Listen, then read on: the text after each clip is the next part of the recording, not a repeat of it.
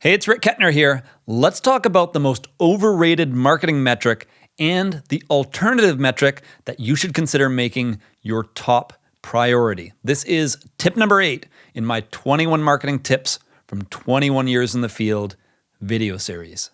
The single most overrated marketing metric, and the one that I believe is often a sign of short-term thinking, is customer acquisition. That is, the process of bringing on new customers by having them make their first purchase, download a mobile app, sign up for a free trial, initiate a subscription, purchase a single product, or really anything else that results in a brand new customer. Now, of course, it's certainly important to attract customers, and for new startups out there, it should be the top priority because they're still trying to figure out who their ideal customer is.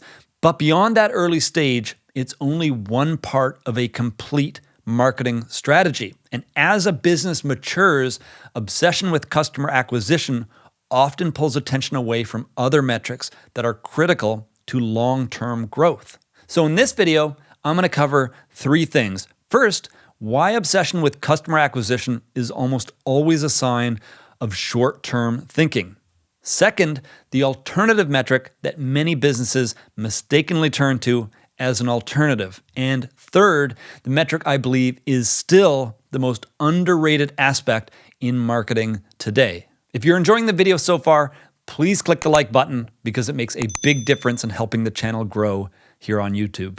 Now, before we get into the details, let's quickly take a step back and establish some context. I'm going to be using the AARRR metrics model by Dave McClure, also known as Pirate Metrics because of the R acronym. It represents a 5-stage funnel that includes acquisition, activation, retention, revenue, and referral. Virtually every business can benefit from thinking about each of these areas when it comes to building a marketing strategy. Acquisition is anything to do with bringing on new customers. I covered this earlier, but this might involve someone making their first purchase, signing up for a free trial, or kicking off a new subscription. Activation is the process of initiating the customer. Generally, the goal is to help them experience the core value of the product firsthand. For a physical product, this might involve providing a printed guide or video tutorial to ensure they know how to use what they purchased. And for a SaaS product, it might require an onboarding process that helps them use core features for the very first time. For a subscription service like Netflix, it might involve getting them to the point they're streaming their first movie or TV show and understanding how to use the service. And retention is anything to do with maintaining a relationship with the customer. In some cases, this might involve a recurring subscription, follow-up purchases, or even just ongoing use of a product, even if it's only a one-time purchase with no recurring component. The goal here is to ensure the customer is getting ongoing value, and when appropriate, they're continuing to pay for that value. Revenue is all about finding ways to increase the lifetime value of each customer. This might involve adding higher subscription tiers, offering new products or services, or attaching an optional recurring component to an otherwise one-time purchase. But in short, it's the process of finding genuine ways to create new value for your customers. And then, of course, charging appropriately for that value. Referral is the process of converting customers into brand evangelists.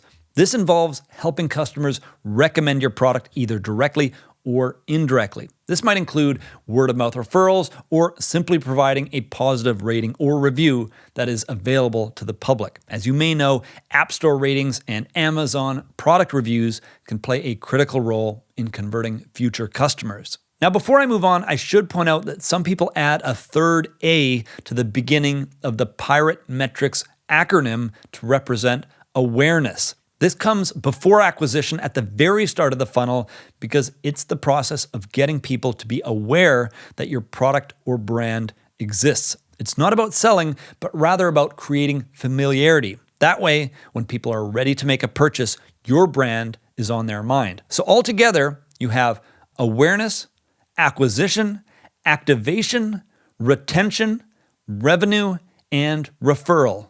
Now, many business owners tend to think of marketing as being focused on the first two stages, awareness and acquisition, and they often put pressure on marketers to drive things like monthly revenue, or if they're promoting a recurring product, perhaps bringing on a specific number of new subscribers within a given period of time. The problem is that this almost always results in short-term thinking. Earlier in this series, I explained that teams often avoid nurturing new marketing channels because it's easier and faster to create short-term results from existing channels.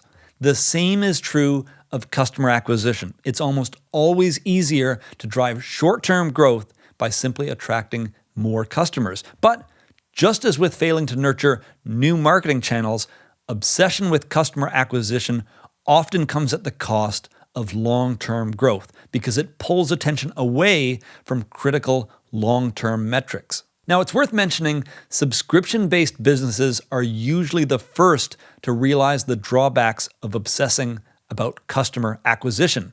They often turn to retention as a better indicator of success by measuring something like churn, the rate at which customers cancel their recurring subscription. Now, while I agree that retention is important, it's really not the answer here, and that's because retention is not a very actionable metric. It can measure current success, but what it's really measuring is the result of efforts that have been made in other areas in the past. In my experience, it's far better to focus on activation and engagement style metrics in general, the metrics that relate to how customers are using and experiencing your product, because they tend to be better predictors of long-term growth. It really doesn't matter if you sell a subscription service or a one-off product with no recurring model at all. It's hugely beneficial to help customers understand the product, experience the core value, and whenever possible, continue to benefit from it over time. The unfortunate reality is that far too many product purchases, trial memberships, and even full-on subscriptions result in little to no actual use,